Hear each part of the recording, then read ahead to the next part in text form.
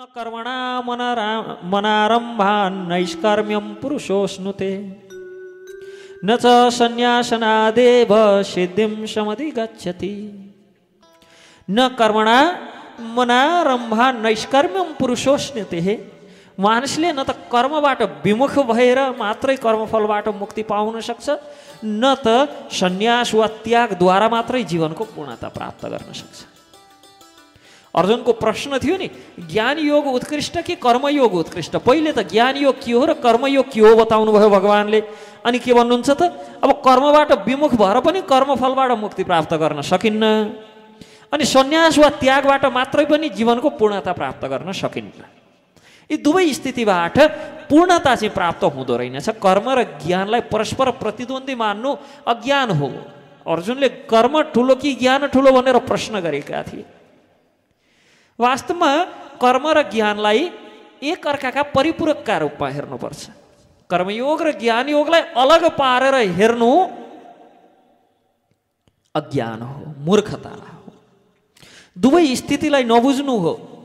ज्ञान पनि नबुझ्नु, ज्ञान योग पनि नबुझ्नु, कर्मयोग पनि नबुझ्नुको स्थिति हो। यिनलाई छुट्टा छुट्टै बुझ्न खोज्नु।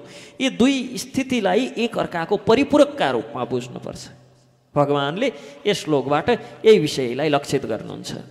प्रथम त निष्काम भावबाट कर्म गर्नाले हृदयमा स्थित अनेक प्रकारका जो वासनाहरू छन् ती वासनाहरू क्षीण भएर जान्छन्। जब हामी निष्काम भावमा रहेर निष्कामतापूर्वक कुनै प्रकारको फलको आश नगरिकन फल प्राप्त भए पनि ठिकै छ, नभए पनि ठिकै छ, फलको भोक्ता म होइन, वास्तवमा फलको भोक्ता त ईश्वर हुनुहुन्छ, भगवान् श्रीकृष्ण हुनुहुन्छ। मेरो भागमा त केवल कर्म गर्ने अधिकार छ र भगवानले जो भोग खटाएर दिनुहुन्छ त्यसलाई मैले प्राण धान्नका लागि केवल प्रयोग गर्ने हो। यो भावले जब कर्म गरिन्छ, यसरी कर्म गर्नाले हृदयमा स्थित अनेक प्रकारका जो वासनाहरू छन् ती क्षीण हुँदै जान्छन्, वासनाहरू कमजोर हुँदै जान्छन्, वासनाहरू विलय हुन लाग्छन्, विलीन हुन लाग्छन्। यस प्रकार के हुन्छ, वासनाहरू विलीन भएमा, वासनाहरू हृदयबाट क्षीण हुन लागेमा मन निर्मल हुन्छ र त्यो निर्मल मनले एकाग्रता र स्थिरता प्राप्त हुन्छ, जसबाट हृदयमा परमार्थ तत्त्वको ज्ञानको अनुभूति हुन लाग्छ। अर्थात् कर्मयोगी नै ज्ञान योगको वास्तविक अधिकारी हुँदो रहेछ। र जो ज्ञान योगी छ, जसलाई कर्म कस प्रकारले गर्नुपर्छ भन्ने सम्बन्धमा कर्म तत्त्वको ज्ञान छ, त्यो व्यक्तिले केवल निष्काम कर्म गर्न सक्छ। त्यो व्यक्तिले वास्तवमा कर्म योगमा आफूले आफूलाई स्थित गराउन सक्छ। यसकारण ज्ञान योगी मात्र वास्तविक कर्मयोगी बन्न सक्दो रहेछ। अर्जुनको प्रश्न कर्मयोगी ठिक हो कि ज्ञान योगी ठिक हो भन्ने थियो। भगवानले यी त एक अर्काका परिपूरक हुन्। वास्तवमा ज्ञानी व्यक्ति नै कर्मयोगी बन्न सक्छ र जो कर्मयोगी छ उसको हृदय केवल निर्मल हुन सक्छ र त्यो निर्मल हृदयमा मात्र एकाग्रता र स्थिरता रहन्छ। एकाग्र र स्थिर नभएको व्यक्तिको हृदयमा परमार्थ तत्त्वको ज्ञानको अनुभूति कहिल्यै हुन सक्दैन। यसकारण एकाग्र र स्थिर चित्तका लागि कर्मयोगी बन्नुपर्छ। केवल कर्मयोगीले मात्र ज्ञान योगको वास्तविक अधिकार राख्छन्। यस प्रकार भगवानले यहाँ अर्जुनलाई यी दुईटा मध्ये कुन उत्तम भन्ने प्रश्नै रहेन नि। अर्जुन, यी दुईटा त एक अर्काका परिपूरक हुन्। निष्काम भावले कर्म गर्नाले कर्म सिद्धि हुन्छ। हाम्रो अन्तस्करणमा रहेको जो कर्मको वेग विद्यमान छ हाम्रो हृदयमा, त्यो वेग शान्त गर्नका लागि पनि कामना त्याग गरेर कर्म त गर्नै पर्यो। यदि हृदयमा बडो इच्छा छ अनि त्यो इच्छालाई हामीले मेट्न सकेनौँ भने त त्यो वासना भयो। अनि हामीले पूर्व अध्यायमा, दोस्रो अध्यायमा श्रवण गरेकै छौँ कि कामनाका ती वासनाहरूप्रति पूर्ति भएनन्, चिन्तन गर्दै रहियो भने त फेरि आसक्ति हुन्छ अनि कामेच्छा उत्पन्न हुन लाग्छ। पूर्ति भएन भने क्रोध हुन्छ, क्रोधले मोह हुन्छ अनि बुद्धि भ्रममा पर्छ। स्मृति भ्रंशात् बुद्धिनाशो, बुद्धिनाशात् प्रणश्यन्ति। बुद्धिनाश भयो भने सबै थोक सर्वनाश हुन्छ। यसकारण त्यो जो हाम्रो हृदयमा कर्मको वेग विद्यमान भएर रहेको छ त्यो वेग शान्त गर्नका लागि पनि कामना रहित भएर कर्म त गर्नै पर्छ। यस प्रकार कर्म गर्नका लागि यहाँ बताउनुहुन्छ भगवान, तिमी कर्मयोगमा त अवस्थित हुनै पर्छ, कर्मयोगमा त रहनै पर्छ। कर्मको वेग शान्त नगरिकन स्वीकार गरिएको त्याग र सन्यास केवल पाखण्ड मात्र हुन जान्छ अर्जुन। काम गर्न अल्छी लागे पछाडि सन्यासी खेतबारी बाडी पहिरोले बगायो अनि छोरा बुहारीले पनि खासै हेरेनन्, श्रीमती पनि बितिन्, घरबारी त छ तर बारीमा मेहनत गर्न अल्छी लाग्छ, अब के गर्ने, सन्यास लिदिन् सन्यास। यो त पाखण्ड भयो नि, यो पाखण्डको स्थिति भयो। भित्र हृदयबाट कर्मप्रतिको कर्मको जो वेग छ त्यो वेग भित्र हृदयमा विद्यमान नै छ, त्यसबाट छुटेको छैन। अनि त्यस्तो व्यक्ति मैले त सन्यास लिएँ भनेर जङ्गलमा गयो भने पनि भाव अनुसार न विषय देखिने हो। एउटै व्यक्ति नदीको किनारमा व्यक्तिहरू गए, सन्त हृदय भएका व्यक्ति गए भने ओहो कलकल बगेको गङ्गा देखेर गङ्गा यमुना आदिको स्मरण हुन लाग्छ, याद आउन लाग्छ। भगवानले कसरी यमुना विहार गर्नुहुन्थ्यो याद आउन लाग्छ, कसरी गङ्गाले जगतलाई पवित्र गराएकी छिन् याद आउन लाग्छ। अनि एउटा ठेकदार त्यही खोला पुग्यो भने यत्रो ढुङ्गा यत्रो बालुवा, ओहो यहाँ त पैसा त वर्षेको रहेछ नि, टिप्न नजानेर पो। भाव अनुसार न व्यक्तिले विषय परिवेश स्वीकार गर्ने हो। भित्र हृदयमा कर्मको वेग रहिन्जेलसम्म निष्काम व्यक्ति, सन्त हृदयको व्यक्ति, वास्तविक जो सन्यासमा अवस्थित भएको व्यक्ति, भक्ति योगी त्यहाँ पुग्दाखेरि उसलाई भगवानको स्मरण आयो। अहो यस्तै जलमा, यस्तै यमुनाको जलमा भगवानले विहार गर्नुहुन्थ्यो, स्मरण त्यो आयो।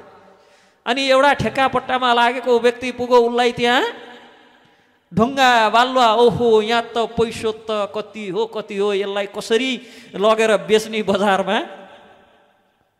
अनि त्यही एउटा नाविक पुग्यो भने ओहो छेउछाउमा पुल पनि रहन्छ, एउटा ढुङ्गा बनाएर यहाँ राख्न पाए मान्छे तारेर कति पैसा कमाइन्थ्यो। वा एउटा तमगुणी व्यक्ति पुग्यो भने बडो गजबको ठाउँ रहेछ, यता नदी रहेछ, नदीमा माछा पनि पाइदियो, त्यहाँ माछा मार्ने या निकालेर पोलेर खाने। तमगुणीका बुद्धिमा त्यही न आउने भए।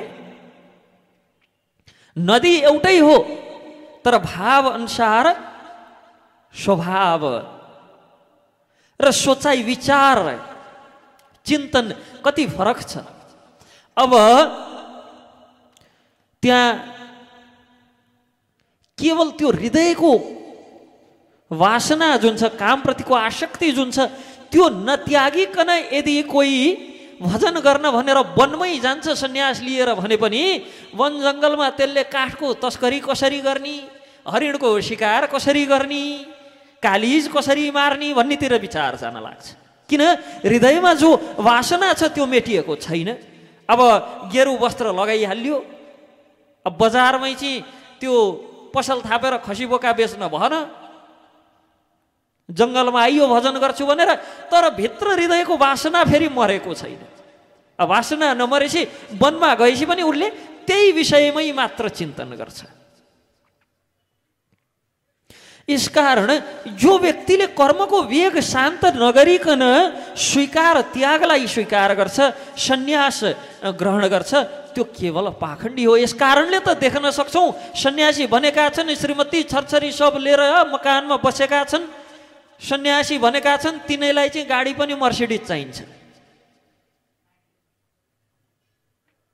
सन्यास जब त्यो हृदयमा रहेको कर्मको वेगलाई शान्त नगरिकन केवल देखाउनका लागि देखावटी रूपमा सन्यास ग्रहण गरिन्छ, तब त्यो केवल पाखण्डमा सीमित हुन्छ।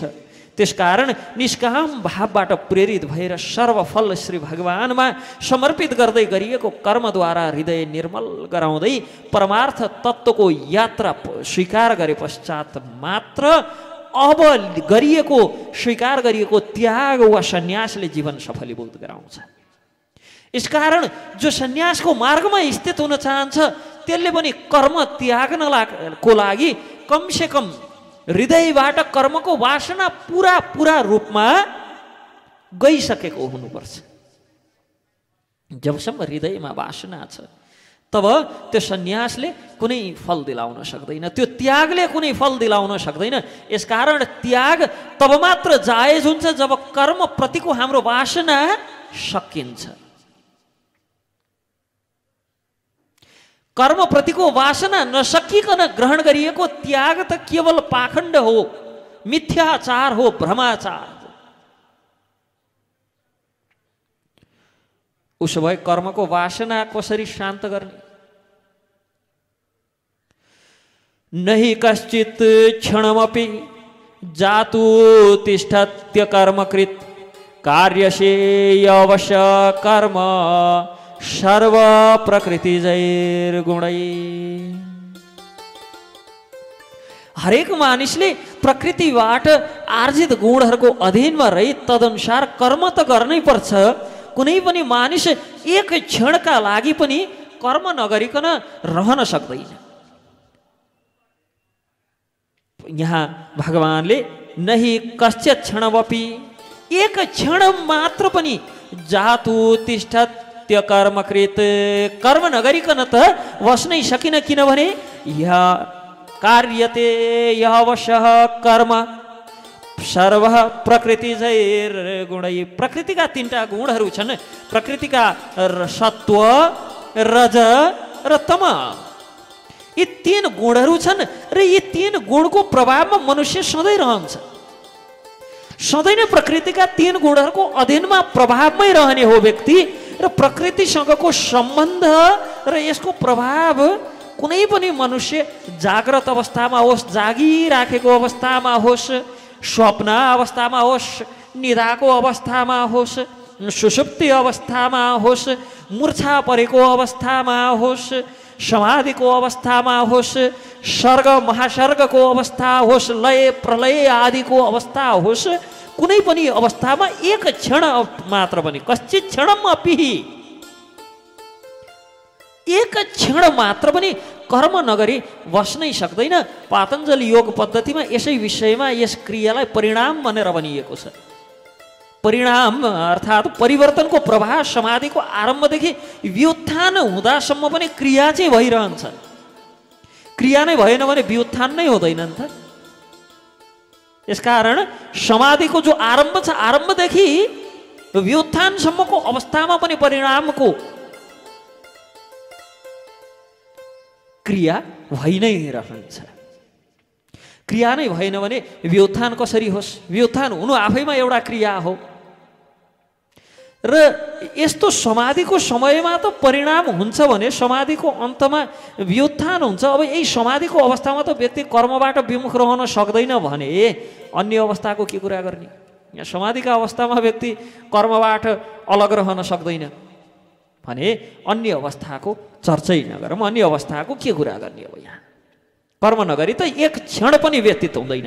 यस प्रकार कर्म नगरी क्षण पनि व्यतीत हुँदैन भने जब कर्म अपरिहार्य छ भने हाम्रा सम्पूर्ण कर्म भगवत सेवार्थ हुनुपर्छ, जस कर्मले जीवलाई सहजै कर्मबन्धनबाट मुक्ति दिलाउन सक्दछ।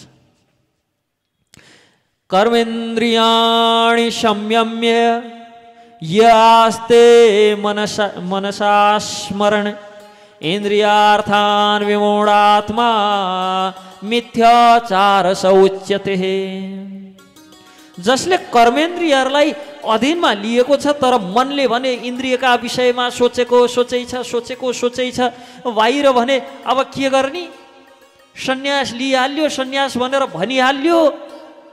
अब विवाह गरौँ भनेदेखि समाजले के भन्ने हो? तर ती पनि मन पर्छन्, उनी पनि मन पर्छन्, तिनी देखे पनि मन पर्छन्। भित्र हृदयमा चाहिँ सबै त्यतै मात्र छ सोचाइ। अब बिहे गरौँ भने समाजले के भन्यो, संसारले के भन्यो, सबैले थुकिहाल्छन्। अथवा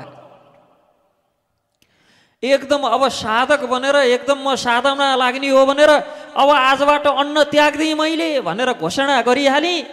भरे बेलुकैबाट भात पकाए नि भातै मात्र खान पाए नि मिठो जस्तो लाग्छ निस्तै। हिजोसम्म दाल सब्जी अचार भनौँ भने भात खान मन लाग्दैन थियो, जुन दिनबाट अन्न छोडेको त्यही दिनबाट निस्तै भात भयो नि कति मिठो हुन्थ्यो होला भनौँ।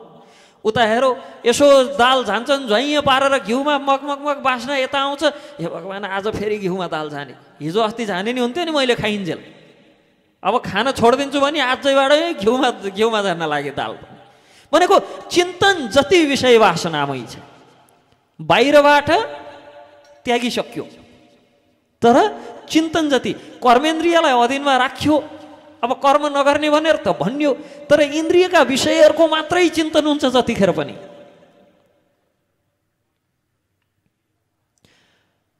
अब आजबाट उधी मुन्टी लगाएर घोप्टो परेर बसेर दिनभरि फेसबुक हेर्न छोडिदिन्छु भनेर भनौ, तर चिन्तन चाहिँ हिजो त्यसले यसो लेखाएको थियो, अस्ति यस्तो देखाएको थिएँ, मैले यस्तो फलानु सेयर गरेको थिएँ, पोस्ट गरेको थिएँ, फलानु भिडियो हालेको थिएँ, कमेन्ट कसले के गरे, ध्यान चाहिँ त्यतै मात्र छ। छोडिदिन्छु त भन्यो, छोड्न पनि छोड्यो। आज एक दिन मोबाइल अफ गरेर दराज मुनि खाँदेर लुकाइयो पनि, तर चिन्तन चाहिँ दिनभरि त्यही विषयमा छ। हिजो भर्खर युट्युबमा भिडियो हालेको थिएँ, कतिजनाले हेरे, भ्युज कति पुग्यो, कमेन्ट कतिले गरे, मैले फलानुको त सेयर गर्दा थिएँ त्यसले मेरो सेयर गरौ गरेन। चिन्तन चाहिँ त्यतै मात्र छ। जसले कर्मेन्द्रियहरूलाई अधीनमा त लिएको छ तर मनले भने इन्द्रियका विषयहरूको मात्रै चिन्तन गरिरहन्छ भने त्यस्तो व्यक्तिलाई इन्द्रियार्थनिगूढात्मा मिथ्याचार उच्यते। त्यस्तो व्यक्तिलाई कपटचारी, पाखण्डी, मिथ्याचारी, अनेक प्रकारका शब्दहरू छन् शास्त्रमा। त्यस्तो व्यक्तिले स्वयं आफैलाई धोका दिइरहेको हुन्छ। त्योभन्दा बरु विवाह गरेको व्यक्तिले त आफ्नै स्त्रीलाई, आफ्नै श्रीमतीलाई मात्र न सम्झन्छ। विवाह गर्दिन भन्ने सन्यास लिएँ, अब बिहे गर्दिन भन्ने 50 जोडीका बारेमा चिन्तन गर्नुभन्दा त क्षण बरु विवाह गर्नु र असल रूपमा गृहस्थी जीवन व्यतीत गर्नु नि। प्रसङ्ग आउँछ दुईटा ब्रह्मचारीहरू गुरुजीको आश्रमबाट भिक्षा माग्नका लागि भनेर गाउँतर्फ जाँदै थिए। बाटोमा एउटा नदी पार गर्नुपर्ने, अनि नदी पार गर्ने स्थानमा एकजना गर्भवती स्त्री पार गर्न नसकेर बसेकी रहेछन्। जब ती ब्रह्मचारीहरूलाई देखिन्, ती गर्भिणी स्त्रीले प्रार्थना गर्छन्, मुनिवर, ऋषिवर, ब्राह्मण देवता, म नदी पार गर्न भनेर प्रयास गर्दैछु, तर मैले नदी पार गर्न सकिनँ, म गर्भिणी स्त्री, मलाई नदी पार गराइदिनुहोस्।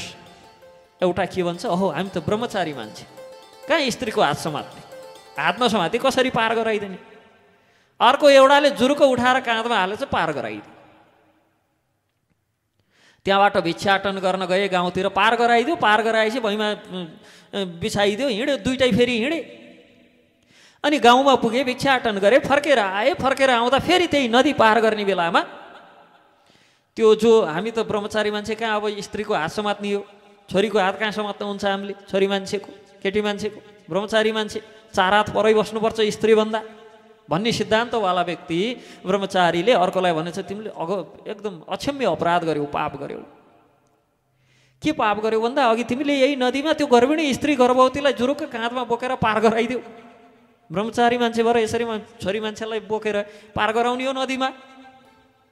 तब त्यो पहिलो ब्रह्मचारी के भन्छ भने, मित्रवर, मैले त बिचारा तिनलाई समस्यामा देखि उठाएर पार गराइदिएँ, त्यस पछाडि मैले छोडिदिएँ, बिर्सेँ। तिमी त अहिलेदेखि गाउँमा पुगेर भिक्षाटन गरेर हामी फर्किसक्यौँ, अझ बोकेको छौ दिमागमा, तिमी दिमागमा बोकेर हिँडेका छौ भने अपराधकै मूल्याङ्कन गर्ने हो भने, अपराध नै दाज्ने हो भने मैले त त्यही नदी पार गरिन्जेल मात्र बोकेको, तिमी त बोकै नै छौ, अहिलेसम्म छोड्न सकेका रहेनछौ। मैले त तत्क्षण छोडिसकेँ, बिर्सी पनि सकेँ, तर तिमी दिमागमा बोकेर हिँडिरहेछौ। यसकारण जो व्यक्ति कर्मेन्द्रियहरूलाई वशमा त गरे, तर इन्द्रियका वासनाहरूलाई वशमा गर्न सकेनन्। दिमागमा चाहिँ ती वासनाहरूलाई बोकेर हिँडै गर्छन्।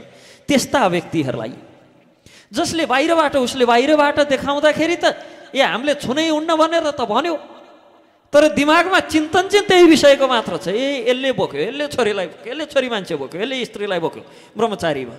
दिमागमा चाहिँ त्यही मात्र छ, स्त्री नै मात्र छ दिमागमा चाहिँ उसको। भने त्यो के भयो? मिथ्याचार स उच्यते, मिथ्याचार भयो, कपट भयो, पाखण्ड भयो। यसकारण कर्मेन्द्रिय केवललाई वशमा गरेर हुन्न, इन्द्रियका विषय वासनाबाटै उपरत हुनुपर्छ। जबसम्म इन्द्रियका विषय वासनाबाट उपरत हुन्न तबसम्म न सन्यास हुन्छ, न योग हुन्छ, न त्याग हुन्छ। यस्तो इन्द्रियाणि मनसा नियम्यारवतेर्जुन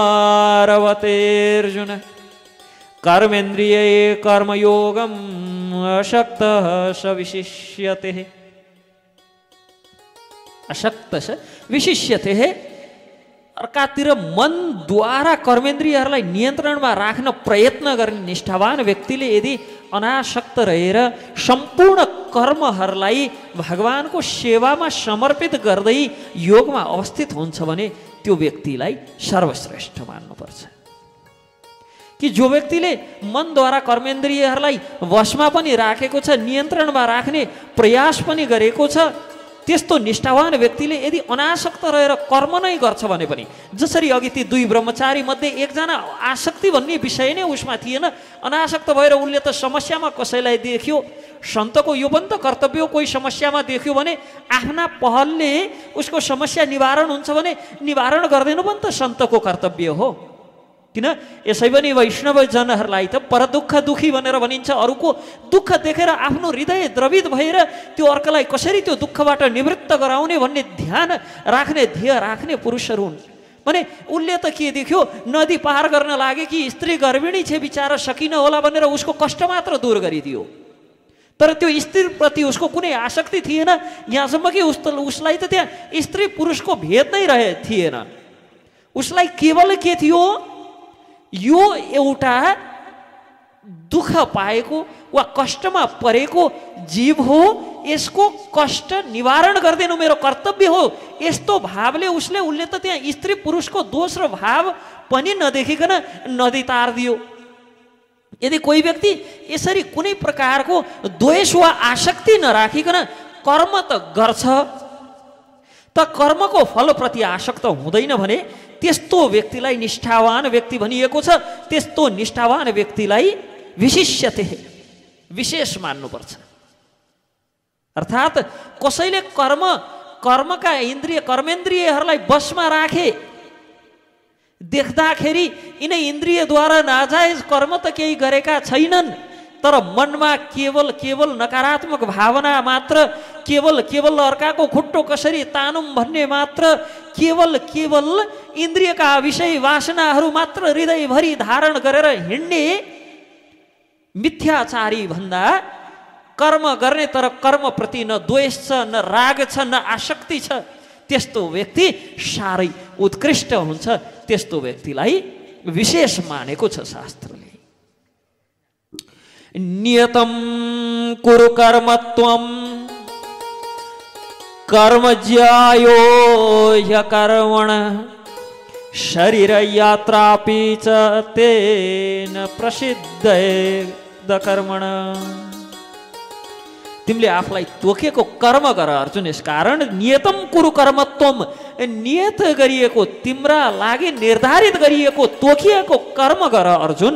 कर्म नगर्नु भन्दा कर्म गर्नु धेरै उत्तम हो। कर्मै नगरिकन त तिमीले आफ्नो शरीरको पालन पनि गर्न सक्दैनौ।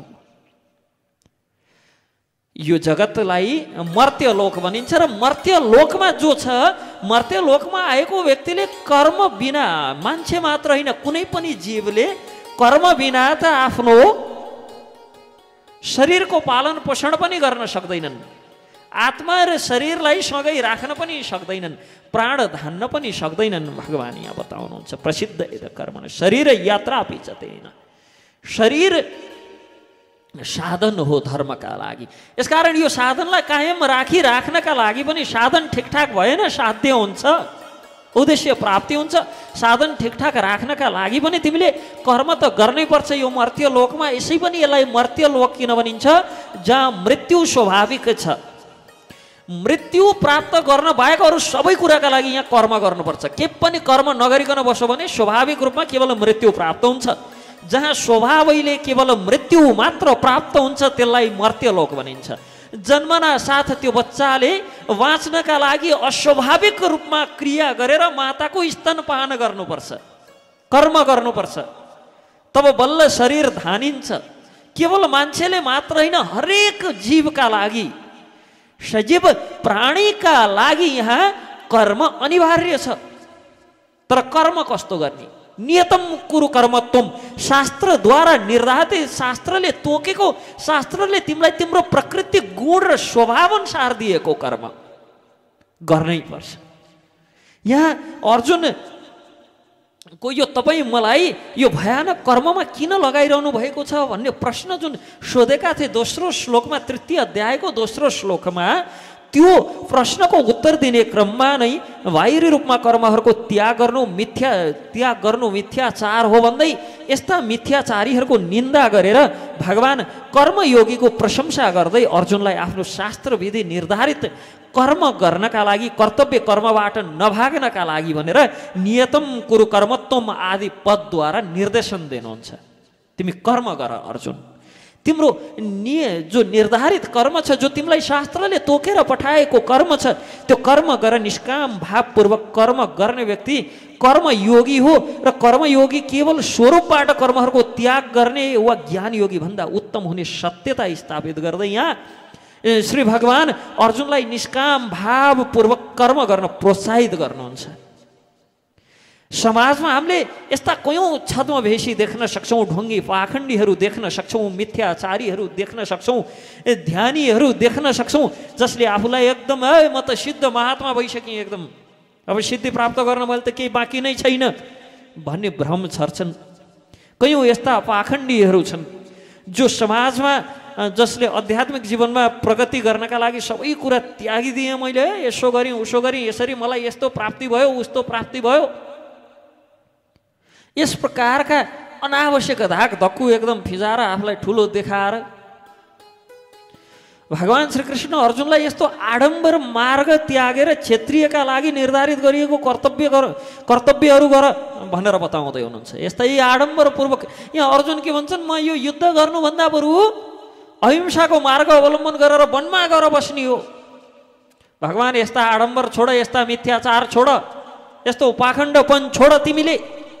तिमी एक गृहस्थ र सेनापति हौ, त्यसकारण एउटा गृहस्थ क्षत्रियले गर्नुपर्ने निर्धारित धार्मिक कर्तव्यहरू पालन गर्नु सबैभन्दा उत्तम मार्ग हो। त्यत्रो वनमा गएर भजनै गर्छु, अब म केही पनि गर्दैन भन्ने लाग्नेले त विवाह नै नगर्नु नि। विवाह नै नगरे पछाडि जता गरे जे गरे नि हुन्थ्यो। विवाह गर्ने, गृहस्थ आश्रममा प्रवेश पनि गर्ने, अनि कर्तव्य पुरा गर्न नसके पछाडि वनमा गएर बस्छु, सन्यास लिन्छु। यहाँ अर्जुनलाई भगवान बताउँदै हुनुहुन्छ यो नियतवश आएको कर्तव्य कर्मको पालन गर्नाले सांसारिक मानिसको हृदय विस्तार शुद्धै हुँदै जान्छ हे अर्जुन। र एक दिन भौतिक कल्मषहरूबाट तिमी मुक्त हुन पुग्छौ। भौतिक वासनाहरूबाट शुद्ध नभइकन मनोमानी ढङ्गले कर्म गर्न छोड्ने व्यक्ति मिथ्याचारी हो, आडम्बरी हो। तिमी यस्तो आडम्बरको मार्गमा नलाग। तिमी गृहस्थ क्षत्रियका लागि निर्धारित गरिएको जो धार्मिक कर्तव्य छ त्यो कर्तव्य भनेको धर्म युद्ध हो। तिमी धर्म युद्धका लागि आफ्नो गाण्डीव उठाऊ अर्जुन, आफ्नो गाण्डीव उठाऊ। नियतम कुरु कर्मत्वम, निर्धारित कर्ममा लाग, मिथ्याचारमा नलाग। त्यो तिमी छद्मवेशी नबन, तिमी छल कपटको मार्गमा नलाग अर्जुन।